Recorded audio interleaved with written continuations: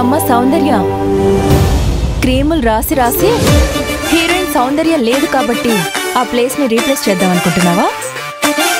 Canteen కి వెళ్ళడానికి కూడా ఇంత మేకప్ గెటప్ అవసరమా?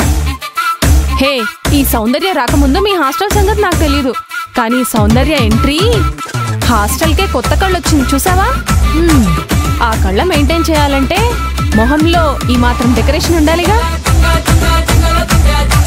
అందుకే ఈ క్రీములు లిప్స్టిక్లు.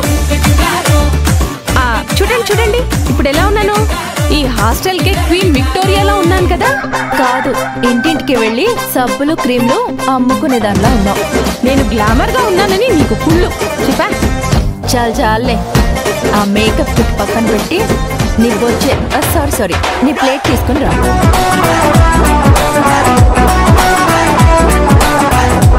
ఆనంది, ఏంటి? నిన్ను వార్డెన్ మేడం రమ్మంటున్నారు. ఎందుకు?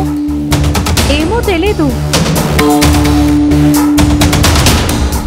ఏంటో అడుగుదాం పదవే. ఆనందిని మాత్రమే రమ్మంటున్నారు. సరే, నువ్వు వెళ్ళు. నన్ను మాత్రమే ఎందుకు రమ్మంటున్నారు? కొంప తీసి నీ ప్రెగ్నెన్సీ గురించి తెలిసిపోయి భాజా భజంత్రీలు మోగిస్తారేమోనే. ఏ నోరు ముయ్యవే. అసలే ఇది టెన్షన్లో ఉంటే ఇంకా టెన్షన్ పెడతావు. ఆనంది, ఒకసారి మేడం దగ్గరికి వెళ్ళి ఏంటో కనుక్కుంటా.